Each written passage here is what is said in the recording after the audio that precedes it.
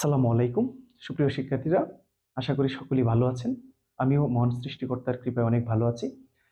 এই মুহূর্তে আপনাদের সামনে পাপেল এডুকেয়ারের পক্ষ থেকে আমি আবারও হাজির হয়েছি একটি গুরুত্বপূর্ণ অধ্যায়ের আলোচনা নিয়ে। আজকের যে ক্লাসের আলোচনার বিষয় সেটা আপনারা অলরেডি বোর্ডে দেখতে পাচ্ছেন। কেমিস্ট্রির দ্বিতীয় অধ্যায়, যেটা প্রতীক, যোজনী এবং সংকেত।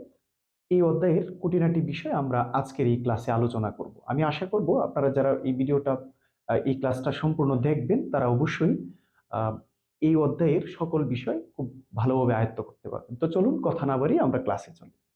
দেখেন, আমরা এই অধ্যায়ের প্রত্যেকটি বিষয়কে এক এক করে সমাধান করব। দেখেন, আমরা শুরুতেই যে বিষয়গুলো নিয়ে কথা বলবো সেগুলো হচ্ছে প্রতীক, যোজনী ও সংকেত। এই প্রত্যেকটা সংজ্ঞা আমরা খুব সহজভাবে আপনাদেরকে বোঝানোর চেষ্টা করব। তো চলেন আমরা এক এক করে সমাধান করি। দেখেন, প্রতীকের যে ব্যাপারটা সেটা যদি আমরা সমাধান করি, দেখেন আমি আপনাদেরকে একটা উদাহরণের মাধ্যমে ব্যাপারটা বোঝানোর চেষ্টা করব। দেখেন যে আমি এখানে দুইটা রাসায়নিক মৌলের নাম নিলাম, ধরেন সোডিয়াম লিখলাম এবং এখানে ক্লোরিন লিখলাম। এখন দেখেন, এই সোডিয়াম এবং ক্লোরিন, আমি যদি এরকম আরো কয়েকটা রাসায়নিক মৌল নিই, যেমন হাইড্রোজেন, এগুলা এইচ লেখার পরেই আপনি কিন্তু বুঝতে পারতেছেন যে এটা হচ্ছে হাইড্রোজেন। কিন্তু বেসিক্যালি এটা যে হাইড্রোজেন সেটা কিন্তু আমরা আহ, পুরোপুরি নামটা না লিখেও বুঝতে পারতেছি। কিন্তু আমি যদি এটার পুরো নামটা লিখি, দেখেন হাইড্রোজেন, আমি যদি এরকম আরো একটা অ্যাড করি, ধরেন এখানে অক্সিজেন লিখলাম, আমি অক্সিজেন লিখতেছি, অক্সিজেন। এখন খেয়াল করেন, আমি এই অক্সিজেন সম্পূর্ণ বানানটা না লিখে এখান থেকে শুধুমাত্র ও লেটারটাকে নিয়ে আমি এই লেটারটাকে এখানে নোট করেছি, তাতেই আপনারা বুঝতে পেরেছেন যে এটা আমি অক্সিজেন লিখেছি। এখানে ঠিক হাইড্রোজেনের পুরো নামটা না নিয়ে আমি ঠিক এখানে শুধুমাত্র এইচ লেখার পরে আপনি বুঝতে পারতেছেন যে এটা হাইড্রোজেন। তাহলে এই যে ব্যাপারটা দাঁড়ালো, এই ব্যাপারটাই হচ্ছে আসলে প্রতীকের ব্যাপারটা। দেখেন, কোনো মৌলের পুরো নামের কোনো মৌলের পুরো নামের সংক্ষিপ্ত যে রূপটা আমরা নেই সেটাকে সাধারণত আমরা প্রতীক বলে থাকি। তাহলে আমরা প্রতীকের সংখ্যাটা কি লিখতে পারি, যে কোনো মৌলের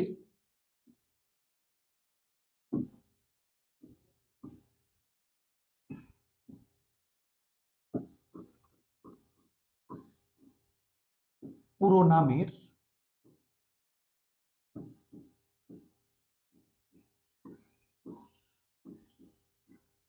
সংক্ষিপ্ত রূপকে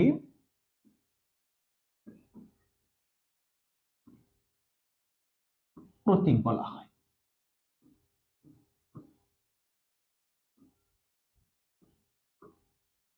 তাহলে এইরকম যে ব্যাপারগুলো রয়েছে, যেমন সোডিয়ামের ল্যাটিন যে নাম রয়েছে নেট্রিয়াম, এই নেট্রিয়াম থেকে আমরা শুধুমাত্র Na নিয়েছি। ক্লোরিনের পুরো নাম থেকে আমরা Cl নিয়েছি। এই যে ব্যাপারগুলো, এগুলা হচ্ছে কি কোনো একটা মৌলের পুরো নামটা না নিয়ে আমরা তার একটা সংক্ষিপ্ত রূপ ব্যবহার করেছি। এই সংক্ষিপ্ত রূপটাকে আমরা প্রতীক বলে থাকি। আমি আশা করি আপনারা ব্যাপারটা বুঝতে পেরেছেন। তো চলুন আমরা পরবর্তী ব্যাপারটা দেখি। দেখেন, আমাদের পরবর্তী ব্যাপারটা হচ্ছে যোজনী। রসায়নের বা কেমিস্ট্রির একটা গুরুত্বপূর্ণ বিষয় হচ্ছে আমাদের এই যোজনীর ব্যাপারটা। এই যোজনীটাকে আপনারা আহ, বিভিন্ন রকম ভাবে শিখে থাকেন। আমি আজকে আপনাদেরকে একটা সহজ কৌশল দেখাবো, পাশাপাশি আপনাদের বই পুস্তকে যে সংজ্ঞাটা আছে সেটাও দেখাবো। দেখেন, যোজনী, সরি,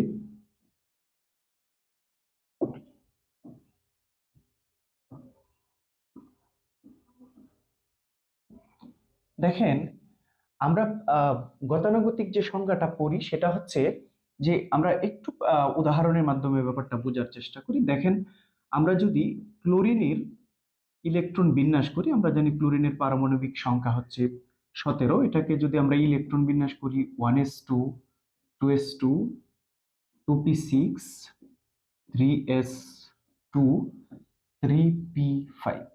দেখেন, 12 আর 5 17, এই হচ্ছে আমাদের ক্লোরিনের ইলেকট্রন বিন্যাস। উপশক্তি স্তর ভিত্তিক ইলেকট্রন বিন্যাসটা আমরা এই মুহূর্তে আপনাদেরকে দেখাচ্ছি। এখন দেখেন, এখানে যেগুলা পূর্ণ অরবিটাল রয়েছে বা উপশক্তি স্তর রয়েছে সেগুলাকে আমরা অ্যানালাইসিস করছি না, বাট এখানে যেটা অপূর্ণ, অর্থাৎ আমরা জানি পিতে 6টি ইলেকট্রন থাকে, বাট এখানে আছে হচ্ছে 5টি, তার মানে এটা অপূর্ণ অবস্থায় রয়েছে। তাহলে আমরা এটাকে একটু অ্যানালাইসিস করলে আমরা পাবো পি উপশক্তি স্তরের উপশক্তি স্তর রয়েছে আবার 3টি। সেই উপশক্তি স্তরগুলোতে যদি আমরা এটাকে ডিভাইডেড করি, অর্থাৎ 3p(x1), 3p(y), 3p(z), দেখেন এখন এখানে এই 5টা ইলেকট্রনকে যদি আমরা এখানে আহ, দিয়ে দিই, অর্থাৎ প্রথমে একমুখী ইলেকট্রন একটা করে দিলাম, একমুখী ইলেকট্রন গুলা দিলাম, তারপরে অবশিষ্ট যেগুলো রয়েছে বিপরীতমুখী অবস্থায় প্রবেশ করবে এক, আর এইখানে এক। তার মানে এখানে দেখেন যেগুলো অপূর্ণ অরবিটাল ছিল, এই অপূর্ণ অরবিটালের যে ইলেকট্রন গুলো সেগুলোও কিন্তু এখানে এসে জোড় হয়েছে, এখানেও জোড় হয়েছে। কিন্তু এখানে দেখেন আমার যেহেতু 5টি, এই দুইটাতে 4টা হয়ে গেছে, এখানে একটা আছে, তার মানে এটা বিজোড় অবস্থায় রয়েছে, বিজোড়।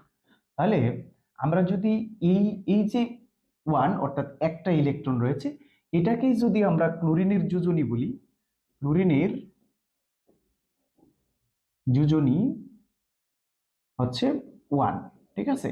তাহলে কি জন্য বললাম, আমরা যে সর্ববহিস্থ স্তরে তার যে বিজোড় ইলেকট্রন রয়েছে, আমরা এটাকে বইয়ের ভাষায় অযুগ্ম বলে থাকি, ঠিক আছে, অযুগ্ম ইলেকট্রন। অর্থাৎ কোনো মৌলের সর্ববহিস্থ স্তরে ও স্তরের অযুগ্ম ইলেকট্রনকেই তার যোজনী বলা হয়। সেটা হচ্ছে একটা প্রসেস। আরেকটা প্রসেস হচ্ছে, দেখেন আমরা যদি এরকম একটু দেখাই আপনাদেরকে, যে একটু এটা আমি একটু মুছে দিচ্ছি, দেখেন আমরা যদি এটার আহ শক্তি স্তর ভিত্তিক ইলেকট্রন বিন্যাসটা করি, আমরা দেখেন তো শক্তি স্তর ভিত্তিক ইলেকট্রন বিন্যাস করলে প্রথম শক্তি স্তরে 2টা, দ্বিতীয় শক্তি স্তরে হচ্ছে 8টা, এবং তৃতীয় শক্তি স্তরে হচ্ছে 7টি ইলেকট্রন বিদ্যমান রয়েছে। এখন দেখেন 2, 8, 7 এভাবে তার ইলেকট্রন বিন্যাসটা হয়েছে। এখন দেখেন এখানে সর্ববহিস্থ স্তরে 7টি ইলেকট্রন রয়েছে, অর্থাৎ বহিস্থ স্তরে 7টি ইলেকট্রন। এখন অষ্টক পূর্ণের জন্য তার আর কয়টি দরকার? অষ্টক পূর্ণের জন্য তার আর একটি দরকার, অর্থাৎ 8 বা 8 - 7 সমান সমান হচ্ছে 1। দেখেন তার মানে অষ্টক পূর্ণের জন্য তার একটি ইলেকট্রন দরকার। তার মানে আমরা বলতে পারি কোন মৌলের সর্ববহিস্থ স্তরে অষ্টক পূর্ণের জন্য যে কয়টা ইলেকট্রন বর্জন বা গ্রহণ করতে হবে সেটাও হচ্ছে তার কি একটা যোজনী। তাহলে আমরা এইভাবেও কিন্তু বলতে পারি। তবে এখানে একটু আপনাকে খেয়াল রাখতে হবে যে সর্ববহিস্থ স্তরে যদি 1টি, 2টি এবং 3টি ইলেকট্রন থাকে, ঠিক আছে, সেক্ষেত্রে এইগুলাই হচ্ছে তার সরাসরি যোজনী। আবার যদি 5, 6 এবং 7টি থাকে, তাহলে ও 8টি পূর্ণ করার জন্য যে কয়টা লাগবে সেটি হচ্ছে তার যোজনী। যেমন এই 5 যদি কোনো মৌলের সর্ববহিস্থ স্তরে থাকে, তাহলে সেক্ষেত্রে আপনাকে 3টা লাগবে তার অষ্টক পূর্ণের জন্য, এটাতে 2টা লাগবে, এটাতে 1টা লাগবে। এগুলা হচ্ছে তার যে কয়টা অষ্টক পূর্ণের জন্য লাগবে সেই কয়টাই হচ্ছে তার কি যোজনী। এখন বাকি রইল 4। এই 4টা বেসিক্যালি কার্বনের সর্ববহিস্থ স্তরে আমরা জানি 6টি ইলেকট্রন থাকে, এরা মূলত সমযোজী বন্ধনে আবদ্ধ হয়, অর্থাৎ ইলেকট্রন শেয়ারের মাধ্যমে আবদ্ধ হয়। এই হচ্ছে আমাদের যোজনীর ব্যাপারটা। তাহলে আমরা যোজনীর সংজ্ঞাটা কি লিখতে পারতেছি, যে আপনারা যদি ছোট করে লিখতে চান তাহলে এটা লিখতে পারবেন যে কোন মৌলের সর্ববহিস্থ স্তরের অযুগ্ম ইলেকট্রনকে, আমি একটু লিখে দিই, দেখেন কোন মৌলের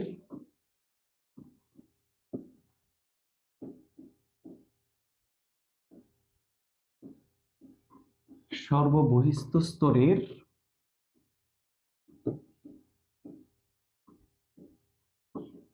অযুগ্ম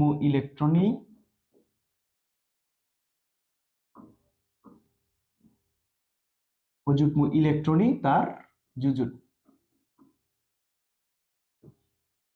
এই হচ্ছে ব্যাপারটা। তো আমি আশা করি আপনারা যোজনীর ব্যাপারটা বুঝতে পেরেছেন। তো এখন দেখেন আমরা একটু সংকেতে পড়ে যাচ্ছি, তার আগে আমরা একটু যোজনীর প্রকারভেদ গুলা দেখি যে আসলে যোজনীটার প্রকারভেদ কয়টা হয়। এখন দেখেন যোজনীটাকে সাধারণত আমরা 2টা ভাগে ভাগ করতে পারি, একটা হচ্ছে সক্রিয় যোজনী আর একটা হচ্ছে সুপ্ত যোজনী।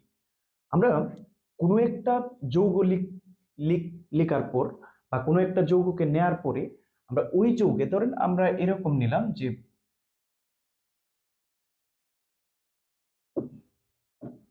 H2SO4 নিলাম, H2SO4 নিলাম। এখন দেখেন এখানে এটাকে অ্যানালাইসিস করে আমরা ধরেন হাইড্রোজেনের যে যোজনীটা আমরা পাবো, সালফারের যে যোজনীটা পাবো, বা অক্সিজেনের যে যোজনীটা আমরা এখান থেকে পাবো বা জারণ মানটা পাবো, সেটাই হচ্ছে তার হচ্ছে সক্রিয় যোজনী। অর্থাৎ যে জারণ মানটা আমরা বের করব, ওই জারণ মানটাই হচ্ছে জারণ মানের সমানই হয় সাধারণত যোজনীগুলো, যোজনী এবং জারণ মান সমান সমান হয়। তাহলে এখান থেকে আমরা যে জারণ মানটা বের করব, সেই জারণ মানটার সমপরিমাণ যোজনী হচ্ছে তার কি সক্রিয়, এখানে থেকে আমরা যেটা পাবো। আরেকটা আমরা জানি যে কোনো কোনো মৌল পরিবর্তনশীল যোজনী প্রদর্শন করে, তো সেক্ষেত্রে তাদের সর্বোচ্চ কতটা থাকে সেটা আমাদের জানতে হবে। তাহলে এখানে আমরা যদি একটু এটাকে ক্যালকুলেশন করি, দেখেন আমরা এখান থেকে সালফারের যোজনী যেটা, এটা যদি বের করি, এখানে এস এর যোজনী, আমি আবারও বলছি আপনাদেরকে, আমরা যেটা বের করব এখান থেকে জারণ মান, হ্যাঁ, তো জারণ মান ইকুয়াল যোজনী, এখানে শুধু একটা প্লাস মাইনাস চিহ্নের ব্যাপার থাকে, তো সেটাতে আমরা একটু খেয়াল করি যে এখানে সালফারের জারণ মানটা আমরা বের করব। দেখেন, তাহলে আমরা যে প্রসেসটা জানি সেটা হচ্ছে যে হাইড্রোজেনের জারণ মান লিখবো ইনটু 2, যেহেতু এখানে 2 আছে আমরা 2 দিলাম, প্লাস সালফারের যে যেটাকে আমরা বের করব সেটাকে এক্স ধরবো, প্লাস অক্সিজেনের যে আহ, যোজনী আছে সেটা আমরা লিখি, অর্থাৎ আদানটা লিখি, ইনটু যে সংখ্যাটা আছে 4 সেটা লিখলাম, আর টোটাল আদান কোনো একটা যৌগ হতে গেলে, স্থায়ী যৌগ হতে গেলে টোটাল আদানটা থাকবে 0, এটা আমরা ডান দিকে লিখলাম। এখন আমরা যদি এটাকে একটু ক্যালকুলেশন করি, দেখেন 2 প্লাস এক্স প্লাসে মাইনাসে মাইনাস 4 ইন্টু 2 হচ্ছে 8 ইকুয়াল হচ্ছে 0। বা আমরা যদি এটাকে এখান থেকে এক্স এর মানটা বের করি, তাহলে 8 মাইনাস 2, সুতরাং এক্স ইকুয়াল এখানে হচ্ছে আমাদের 6। এখন দেখেন, তার মানে এই এক্সটা আমরা কাকে ধরেছিলাম, সালফারকে ধরেছিলাম, তার মানে সালফারের এখানে জারণ মান হচ্ছে কত, 6। আচ্ছা, তাহলে আমরা এই সালফারের যে জারণ মানটা পেলাম সেটা হচ্ছে 6। এখন এখানে আমরা সালফারের যে যোজনীগুলো রয়েছে সেগুলো থেকে আমরা জানি যে সালফারের যোজনীগুলো হচ্ছে 2, 4 এবং 6। এখন দেখেন এখানে এই 6 হচ্ছে কি সর্বোচ্চ যোজনী, তার সর্বোচ্চ যোজনী। এখন দেখেন এই সর্বোচ্চ যোজনী তার 6, এবং এইখানে আমরা এটাকে যেটা পেয়েছি এটা হচ্ছে তার কার্যকরী যোজনী। কার্যকরী কেননা আমরা একটু আগেই বলছি যে যেটা আপনার যৌগকে অ্যানালাইসিস করে আপনার যে যে মানটা পাবেন সেটা হচ্ছে তার কার্যকরী। তাহলে এই যে কার্যকরী অংশটা আমরা পেলাম 6, আর সর্বোচ্চ হচ্ছে 6। তাহলে আমরা সক্রিয় যোজনী বলতে আমরা আগেই বলছি যে কোনো একটা মৌলের, কোনো একটা যৌগে মৌলগুলার যতটুকু যোজনী কার্যকর অবস্থায় থাকবে সেটাই হচ্ছে তার কি সক্রিয় যোজনী। তাহলে আমরা যদি সংজ্ঞাটা এখানে একটু লিখি, দেখেন কি আসে।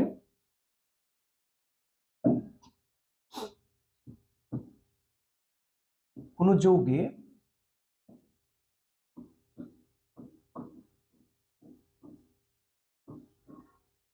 মৌলগুলোর যে যোজনী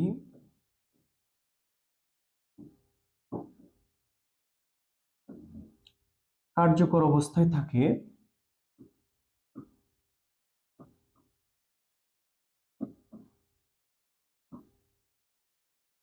তাকেই তার সক্রিয় যোজনী বলে। তাহলে আমরা ব্যাপারটা বুঝতে পেরেছি। এখন সুপ্ত যোজনীতে আসি, দেখেন আমরা কার্যকরী যোজনী পেয়েছি বা সক্রিয় যোজনী পেয়েছি, এবং সর্বোচ্চ যোজনী ব্যাপারটাও আমরা জানি। তাহলে এখন এই সুপ্ত যোজনীর জন্য আমরা যদি এই একটা সূত্র ক্রিয়েট করে ফেলি, তাহলে আপনারা কিন্তু এইটা বের করে ফেলতে পারবেন। যে আমরা যদি সর্বোচ্চ যোজনী লিখি, সর্বোচ্চ যোজনী মাইনাস, আপনি যদি এখানে কার্যকরী যে যোজনীটা আছে, কার্যকরী যোজনী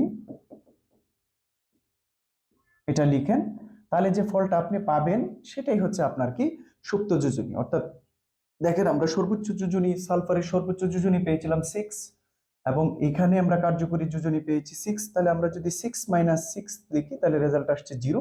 তার মানে এই যে সালফিউরিক অ্যাসিড যৌগটা, এই যৌগটাতে আমরা যদি সালফারের সুপ্ত যোজনীর কথা বলি তাহলে তার সুপ্ত যোজনী হচ্ছে 0, কেননা তার সর্বোচ্চ যোজনী হচ্ছে 6 এবং সে সর্বোচ্চ যোজনীটাকেই সে এখানে কার্যকরী অবস্থায় অর্থাৎ কাজে লাগিয়েছে। এজন্যই এখানে সুপ্ত যোজনী হচ্ছে তার কত 0। তাহলে আমরা সুপ্ত যোজনীর সংজ্ঞাটা এইভাবে লিখে ফেলবো যে কোনো মৌলের সর্বোচ্চ যোজনী থেকে যদি কার্যকরী যোজনীকে বাদ দেই তাহলে যে যোজনীটা থাকবে সেটাই হচ্ছে আমাদের কি সুপ্ত যোজনী। আমি আশা করি আপনারা ব্যাপারটা বুঝতে পেরেছেন। তো চলুন আমরা পরবর্তী ব্যাপারটা দেখি। দেখেন বিভিন্ন প্রকার সংকেতে যাব, তার আগে আমরা একটু সংকেতের যে সংজ্ঞাটা রয়েছে সেটা আমরা একটু দেখি। দেখেন আমরা একটু সংকেতের সংজ্ঞাটাতে একটু আপনাদেরকে দেখিয়ে দিচ্ছি। দেখেন সংকেত,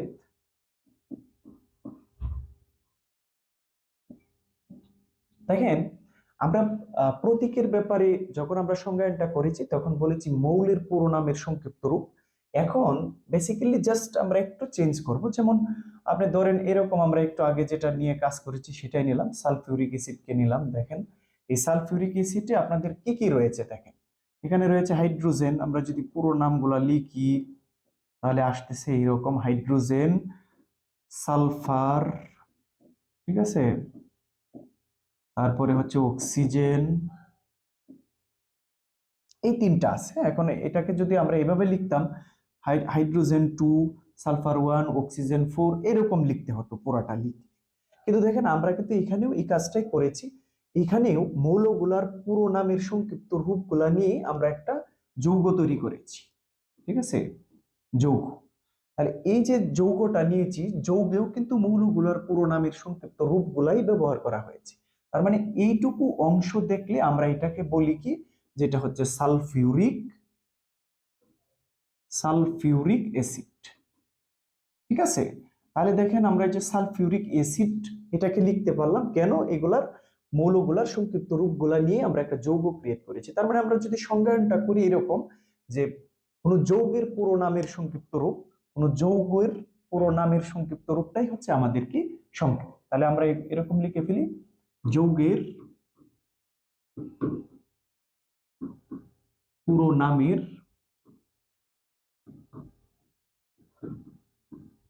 সংক্ষিপ্ত রূপকেই সংকেত বলতে পারি। তাহলে এখানে ডিস্টেন্সটা হচ্ছে যে একটা যৌগ নিয়ে কাজ করবে, একটা মৌল নিয়ে কাজ করবে, এই হচ্ছে ব্যাপারটা আর কি। তাহলে আমরা পরবর্তী ব্যাপারগুলো দেখি। তাহলে আমরা এখন এখানে আলোচনা করব বিভিন্ন প্রকার সংকেত নিয়ে। দেখেন সাধারণত 4 ধরনের সংকেত আমরা পেয়ে থাকি, একটা হচ্ছে রাসায়নিক সংকেত, একটা হচ্ছে স্থূল সংকেত, একটা হচ্ছে আণবিক সংকেত, একটা হচ্ছে গাঠনিক সংকেত। দেখেন এই সংকেতগুলো কিন্তু বারবার পরীক্ষাতে আসে, আপনারা একটু মনোযোগ সহকারে এখানে খেয়াল করবেন, আমি আপনাদেরকে খুব সহজ কৌশলে দেখানোর চেষ্টা করব। দেখেন আমরা রাসায়নিক সংকেত নিয়ে কথা বলি। দেখেন রাসায়নিক মৌলগুলার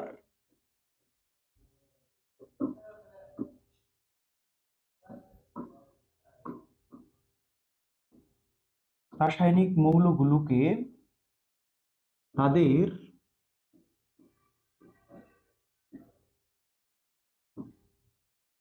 যোজ্যতা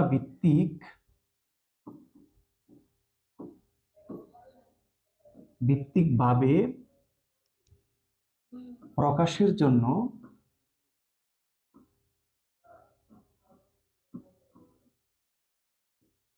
যে সংকেত ব্যবহার করা হয়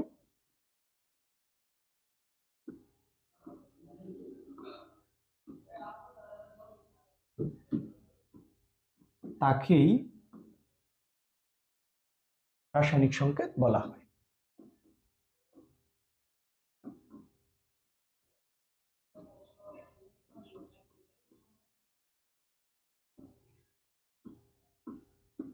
দেখেন আমরা যদি একটু একটা উদাহরণ দিয়ে ব্যাপারটা আরেকটু ক্লিয়ার করি। দেখেন আমরা সোডিয়াম নিলাম আর এখানে ক্লোরিন নিলাম, এটাকে কি নামে পরিচিত সেটা আমরা সবাই জানি, সোডিয়াম ক্লোরাইড, যেটা হচ্ছে লবণ, ঠিক আছে, কাবল লবণ।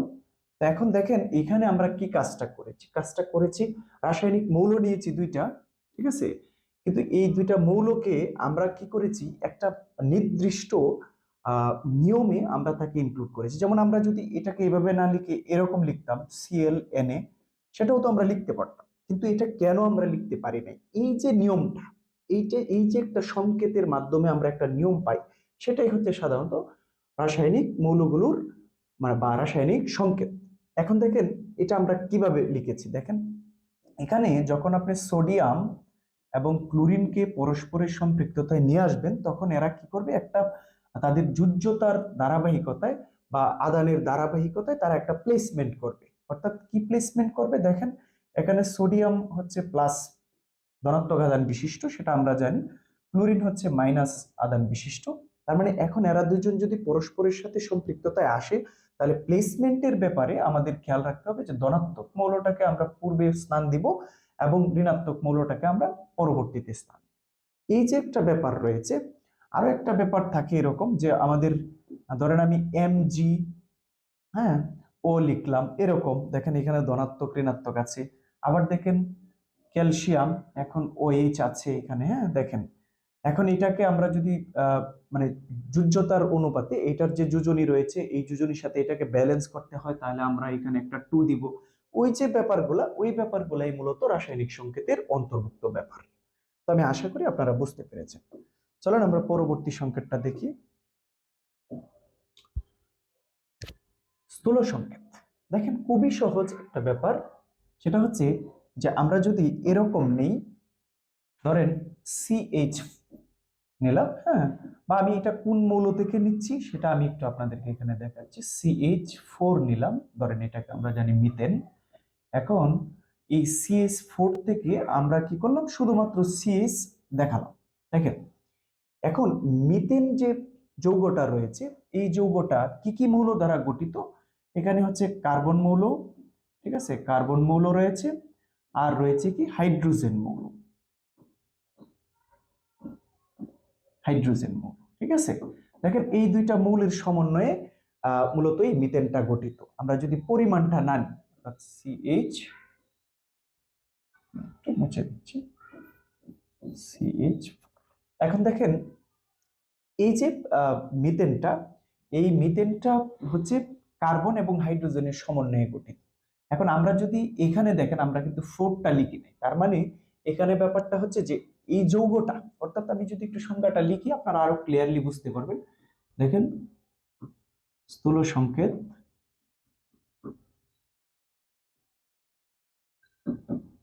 একটি যৌগ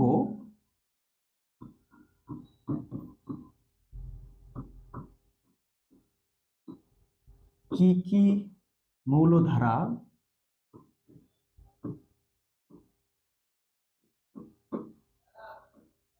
গঠিত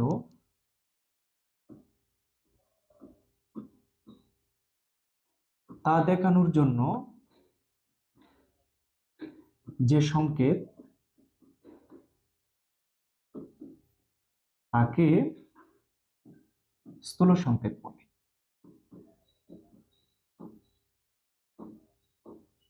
দেখেন তার মানে এখানে কতটা পরিমাণ আছে বা কিভাবে গঠিত সেই ব্যাপারগুলো না দেখিয়ে শুধুমাত্র আমরা বলতেছি যে মিথেন অণুটা বা মিথেন যৌগটা গঠিত হচ্ছে কার্বন এবং হাইড্রোজেন দ্বারা। তার মানে এখান থেকে যদি আমরা শুধুমাত্র CH-টা নেই, তাহলে এইটা যে সংকেতটা তৈরি করবে সেই সংকেতটাই হচ্ছে আমাদেরকে স্থূল সংকেত। অর্থাৎ একটি যৌগ কি কি মৌল দ্বারা গঠিত হবে সেটা প্রকাশ করার জন্য যে সংকেত, সেটাই হচ্ছে আমাদের স্থূল সংকেত। আমি আশা করি আপনারা বুঝতে পেরেছেন। চলেন আমরা পরবর্তী ব্যাপারটা দেখি। এখন আণবিক সংকেতে যখন আমরা আসব, তখন এখান থেকে দেখেন আমরা আগের মতোই এখানে মিথেনটাকে নিচ্ছি। দেখেন মিথেন, এখন এখানে দেখেন আপনি যখন কি কি মৌল দ্বারা গঠিত সেটা আমরা স্থূল সংকেত থেকে পেয়েছি, তাহলে এখানে কিন্তু স্থূল সংকেতটাও রয়েছে। এইটুকু অংশ হচ্ছে আমাদের স্থূল সংকেত। ঠিক এখানে একটু বাড়তি রয়েছে কি, যে 4টাকে আমরা এখানে ইনক্লুড করেছি। এখন এতে করে কি হয়েছে দেখেন, আমরা এখান থেকে কিন্তু একটা রেশিও পাই। রেশিওটা কি পাই, যে কার্বন হচ্ছে আমাদের 1:, হাইড্রোজেন হচ্ছে 4। তার মানে এই অনুপাতে কার্বন এবং হাইড্রোজেন যদি 1:4, এই অনুপাতে থাকে সেক্ষেত্রে আমরা এই যৌগটাকে বলবো কি মিথেন। এক্ষেত্রে দেখেন আমরা কি স্থূল সংকেতের পাশাপাশি আরেকটা জিনিস এখান থেকে আইডেন্টিফাই করতে পারছি, সেটা হচ্ছে মৌলগুলা কি রেশিওতে থাকবে, কি অনুপাতে থাকবে সেটাও কিন্তু আমরা প্রকাশ করতে পারি। তাহলে আমরা যদি আণবিক সংকেতের সংজ্ঞাটা এরকম লিখি,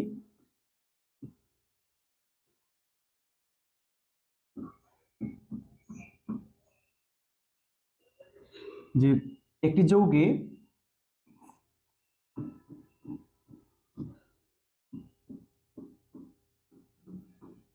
যৌগে মৌলগুলো কি অনুপাতে বিদ্যমান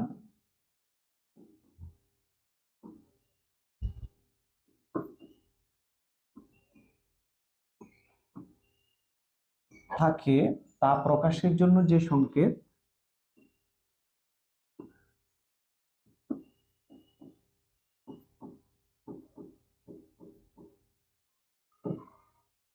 তাকে আণবিক সংকেত বলে।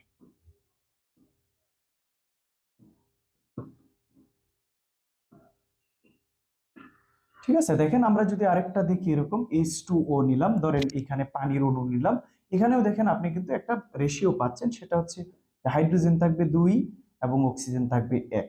এই অনুপাতে যদি হাইড্রোজেন এবং অক্সিজেন মিলিত হয় তবে তারা পানির অণু গঠন করবে। আর এটা যেহেতু আমরা এই সংকেত দিয়ে বুঝতে পারছি, সুতরাং এটাই হচ্ছে আমাদের কি আণবিক সংকেত।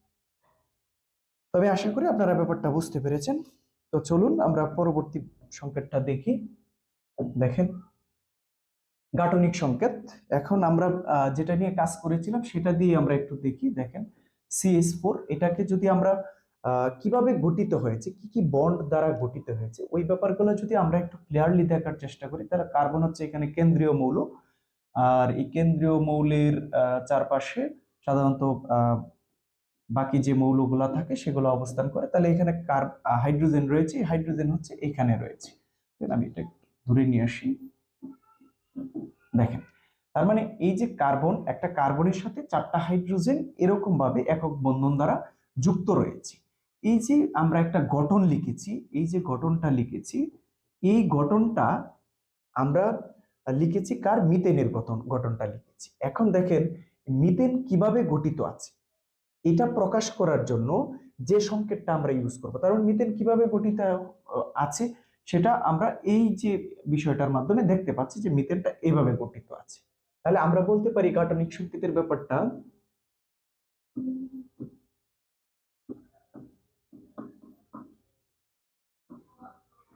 একটি যৌগ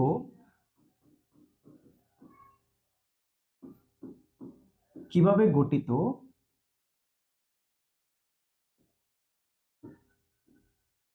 তা প্রকাশের জন্য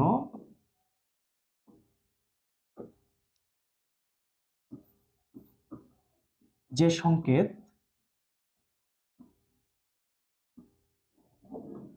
তাকেই গাঠনিক সংকেত বলা হয়।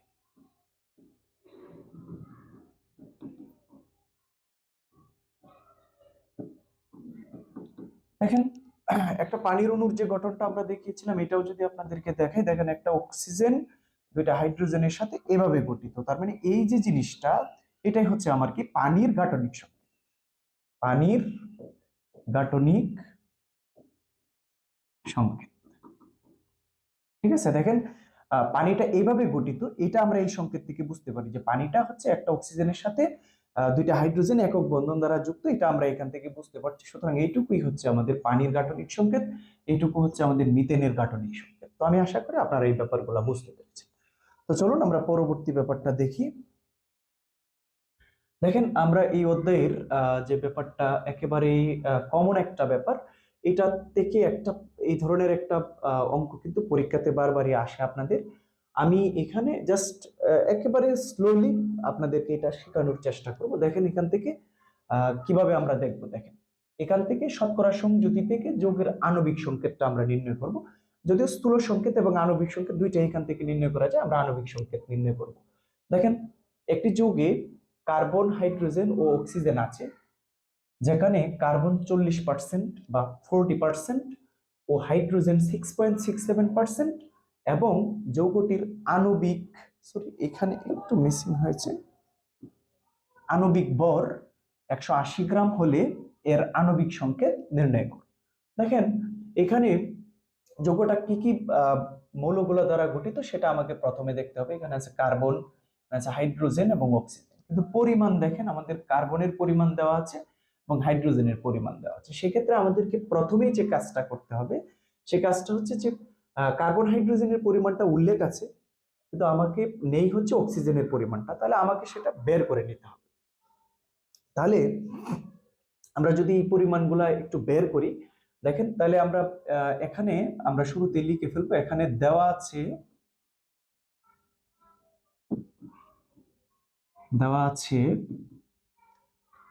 হাইড্রোজেন, আমি প্রতীক দিয়ে বুঝাচ্ছি। হাইড্রোজেনের পরিমাণ দেওয়া আছে হচ্ছে আমাদের 6.67%।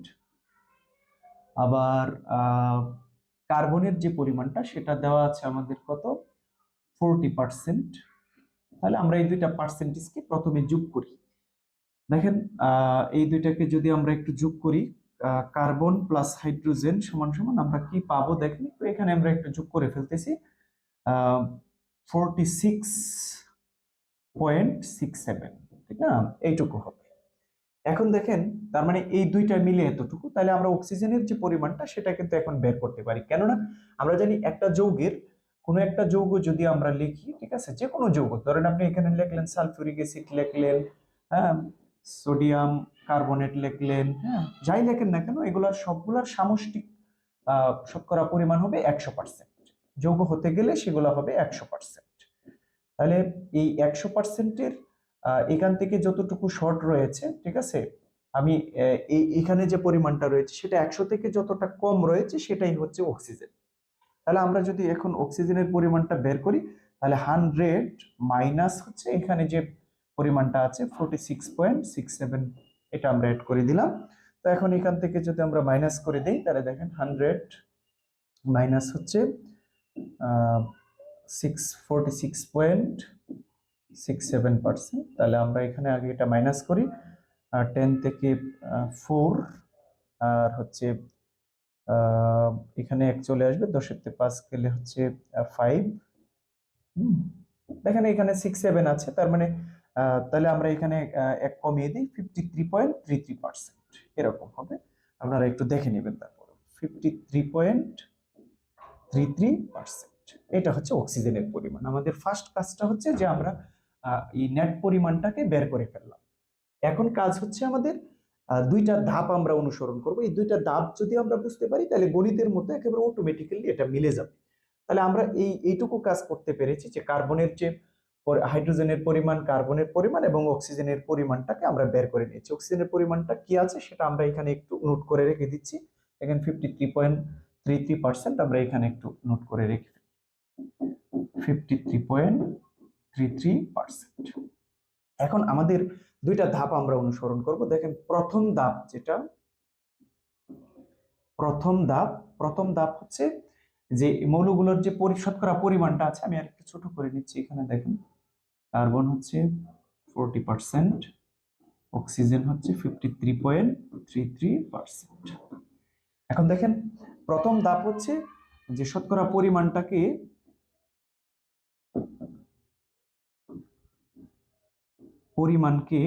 নিজ নিজ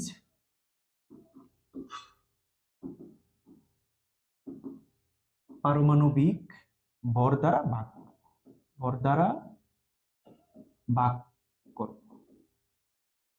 এটা হচ্ছে আমাদের ফার্স্ট কাজ। তাহলে দেখেন আমরা যদি হাইড্রোজেনের যে ভরটা রয়েছে 6.67, এটাকে আমরা হাইড্রোজেনের পারমাণবিক ভর হচ্ছে 1, এটা দিয়ে আমরা ভাগ করে দিলাম, তাহলে 6.67 এটাই থাকবে। কার্বনের যে পরিমাণটা আছে 40কে আমরা, কার্বনের পারমাণবিক ভর হচ্ছে 12, এটা দিয়ে যদি আমরা ভাগ করি তাহলে কত আসে দেখেন, 3 বারং 36, 3.33 আসবে। এটা আপনারা একটু নিশ্চিত হয়ে নিন, আমি দেখাচ্ছি প্রসেসটা, আপনারা একটু দেখেন। তারপরে অক্সিজেনের যে পরিমাণটা রয়েছে সেটাকে যদি আমরা বের করি, দেখেন 53.33 ভাগ হচ্ছে 16। এখন এটাকেও আপনারা যদি একটু ভাগ করেন, ধরেন 53 কে আমরা 16 দিয়ে ভাগ করি, তাহলে 3 × 16 48, অর্থাৎ 3.33 হবে আর কি, আমার আইডিয়াতে 3.33 হবে, 3.33 দেখেন। এরপর আপনারা একটু দেখে নিন। এখন আমাদের প্রথম ধাপের কাজ শেষ। আমরা শতকরা পরিমাণটাকে নিজ নিজ পারমাণবিক ভর দ্বারা ভাগ করে ফেললাম। এবার আমরা যাব দ্বিতীয় ধাপে। তো আমরা এই ধাপটা একটু মুছে দিব, দিয়ে আমরা এখানে দ্বিতীয় ধাপের কাজটা করব।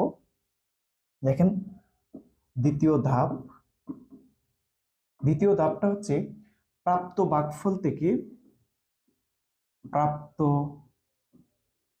ভাগফল গুলোর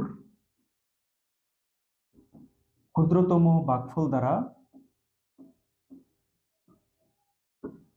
ভাগফল দ্বারা সবকটি ভাগফলকে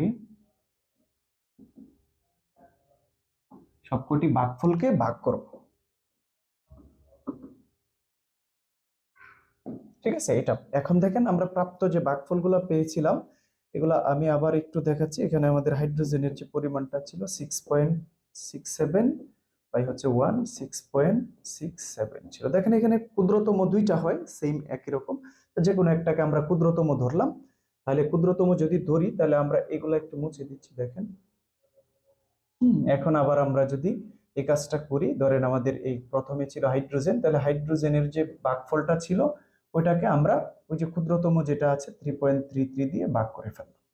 তাহলে আমাদের এখানে আসবে 2 পয়েন্ট সামথিং। ঠিক আছে, আচ্ছা আমরা একটু মুছে দিই এগুলা। দেখেন, তারপরে আমরা অক্সিজেনের যে পরিমাণটা পেয়েছিলাম, 3.33। ওই 3.33 কে আমরা যদি এটা দিয়ে ভাগ করি, অর্থাৎ 3.33 দিয়ে ভাগ করি, তাহলে আসবে আমাদের 1। আবার দেখেন, আমরা যদি এখানে সরি, এটা হচ্ছে কার্বন। ঠিক আছে, আচ্ছা আমরা একটু নিচ দিকে নিচ্ছি হচ্ছে অক্সিজেনটাকে। অক্সিজেন 3.33 ভাগ হচ্ছে 3.3, তাহলে এটাতেও মান আসছে 1। এখন দেখেন, আমরা যদি এগুলাকে একটু এখানে লিখি, সাজিয়ে লিখি, তাহলে কার্বন আগে লিখলাম, হাইড্রোজেন এখানে 2, আর হচ্ছে অক্সিজেন 1, এটা লিখলাম। হ্যাঁ, এখন দেখেন, তার মানে এটা হচ্ছে আমাদের কি স্থূল সংকেত। আমরা স্থূল সংকেত পেয়ে গেলাম। এখন এখান থেকে আমরা আণবিক সংকেতটা বের করবো। আমি একটু শুরুর দিকটি মুছে দিচ্ছি। দেখেন, এখন আণবিক সংকেতের জন্য আমরা যে ব্যাপারটা জানি, সেটা হচ্ছে আণবিক সংকেত অর্থাৎ CH2 ও এটাকে আমরা n এর সরল গুণিতক করব। ঠিক আছে, আর এখানে আমাদের যে আণবিক ভরটা দেওয়া আছে, এটা আমরা এখানে 180। এখন দেখেন, আমরা এখানের ভিতরের যে মৌলগুলা রয়েছে, এই মৌলগুলার পারমাণবিক ভরের যোগফলগুলা যদি আমরা নিই, তাহলে কার্বন হচ্ছে 12, হাইড্রোজেন হচ্ছে 2, প্লাস অক্সিজেন হচ্ছে 16। আমরা যদি ক্যালকুলেশন করি, 18 আর হচ্ছে 12, 30। তার মানে আমরা এখানে মানটা লিখে ফেলতে পারি যে এখানে 30 আর n সমান সমান হচ্ছে 180। এখন কাজ হচ্ছে আমরা এখান থেকে n এর মানটা বের করে ফেলবো। ঠিক আছে, n এর যে মানটা এটা বের করবো। তাহলে n সমান সমান আমরা কি লিখতে পারি, 180 ভাগ হচ্ছে 3। তাহলে আমরা লিখতে পারি যে এখানে n এর মান সরি 30, তাহলে হবে 3, তাই না?